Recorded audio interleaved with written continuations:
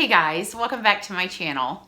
If you're new here, I'm Toni and I'm a homeschooling mom to 4 kids. We're in like the last week or so of February.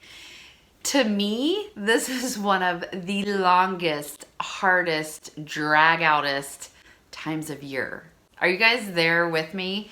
You know, where it feels like you don't want to do school anymore, your kids don't want to do school anymore, it could possibly be really cold outside, winter is dragging on, or it could be really nice and you guys are ready to go outside and play.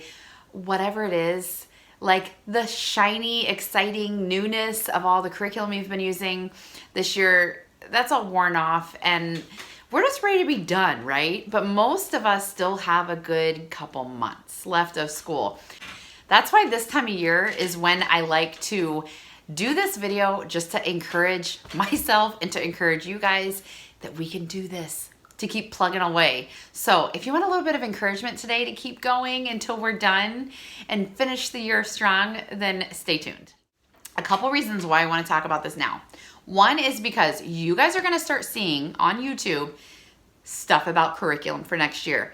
There are some people that are like on top of the game. Not me, in case you're wondering, but there are YouTubers and you may have friends who are on top of the game and they already have their curriculum for next year ordered. They're getting it in, they're opening their boxes and they're showing it to you. That is, to me at least, that is one of the hardest things when you're trying to finish strong, is like not being able to focus on what you're doing right now and looking ahead. And that is one of the biggest distractions as a homeschool mom, especially for me. Let me know in the comments if you guys struggle with this too, because it is so hard when I'm like, well, let me start looking at this and just hurry up and get that done. But I'm gonna look at next year. And getting new curriculum is exciting. It's always fun and new and I love it. I love starting with new stuff. So that's the hardest part, is when everybody else, it feels like everybody else, but it's not everybody else. But when there are other people who are like, you feel like they are ready for next year. And then it makes you feel like just so distracted from what you're supposed to be doing right now. My advice is, if you can handle watching those videos and looking at what people are ordering for next year, awesome, do it. That is great. Make notes, set your notebook aside while you're doing school. Later in the evening or whenever you're not doing school, go back to your research again. I'm a big researcher, so I do love to watch videos. I am watching videos myself on some things that I want to do for next year because I'm gonna have a high schooler and I'm trying to make sure that I'm picking the right thing.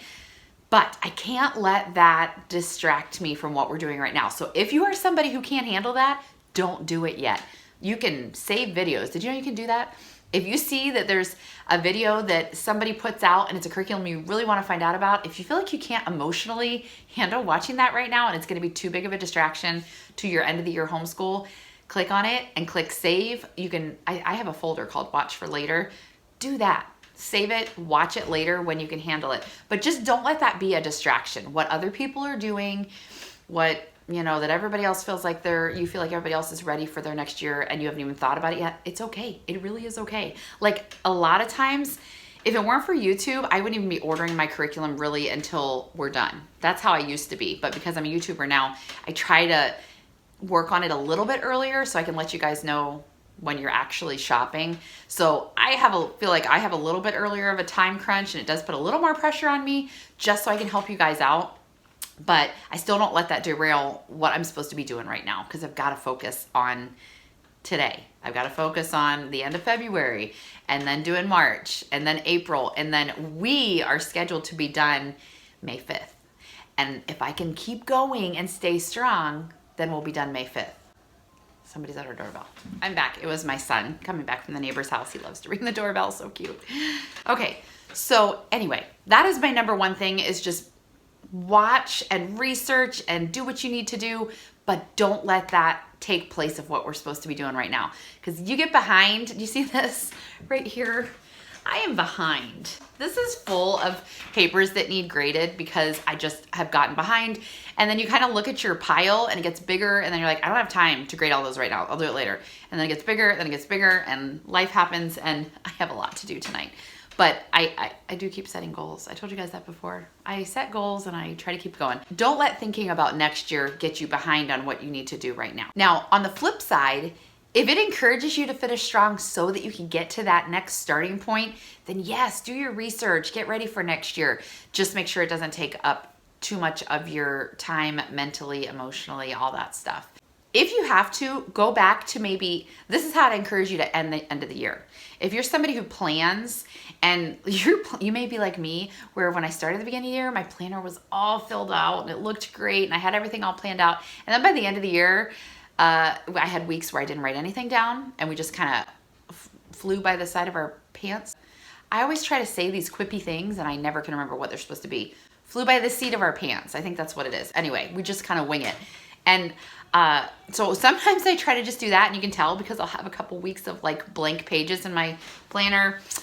Right now I had like a couple lines filled out of things we had to do, and then I just wasn't taking the time to plan. Go back to the beginning of your planner, okay? To like week 1, week 2, maybe the first month, and look at what you did and try to get some inspiration back at how you started.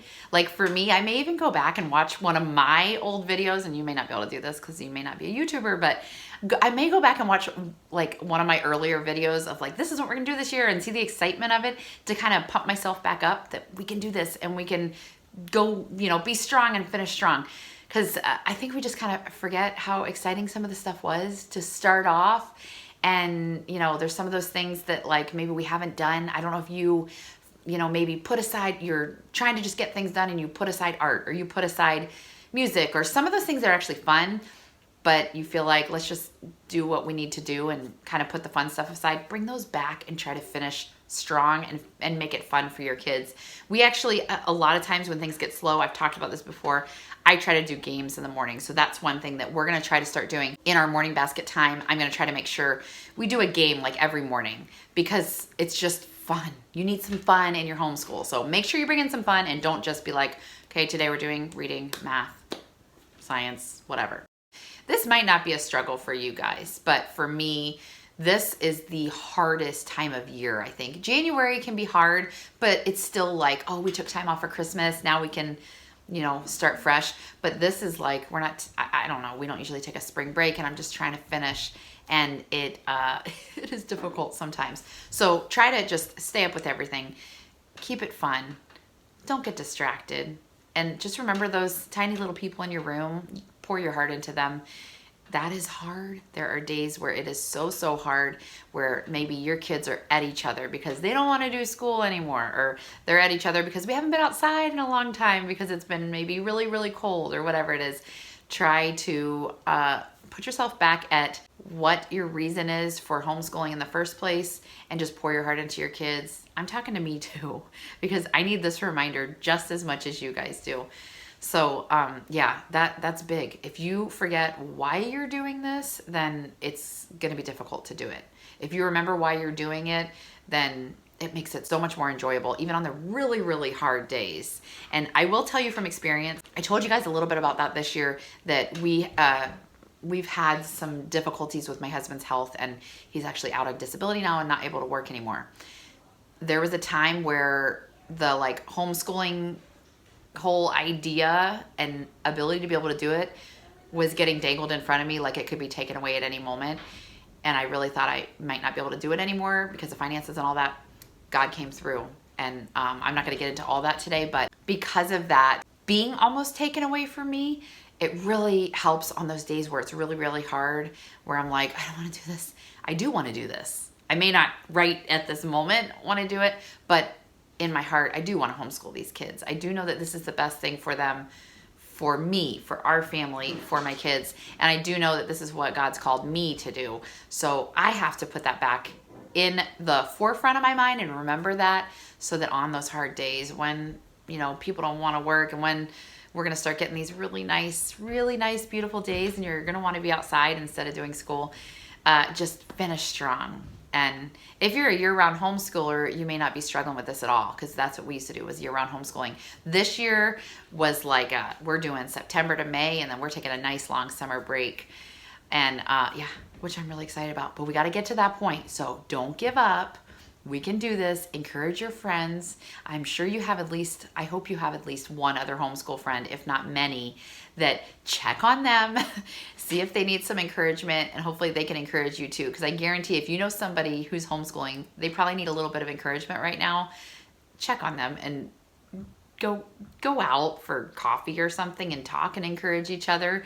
You know, you can vent a little and then encourage each other to finish strong. So that's what I'm hoping to do with you guys. We can't have coffee. I don't even drink coffee, but we can't really physically get together. But I hope that this is something that encourages you guys. And I hope you feel encouraged and you're ready to just finish strong. We can finish this race and then we can enjoy summer. It's going to be great. It'll get here before we know it.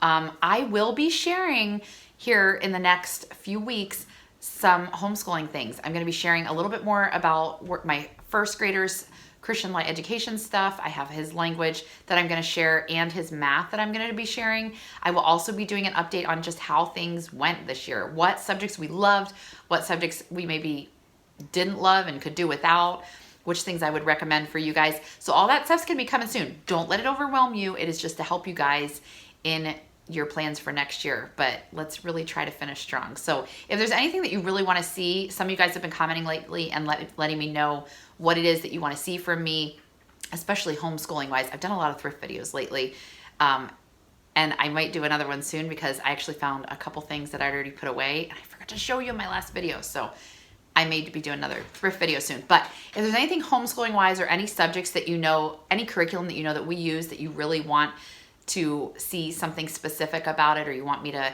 let you guys know how that worked, just let me know, because I will be talking about that stuff as we finish out the school year. So I hope this was helpful. If you enjoyed this, please give me a thumbs up.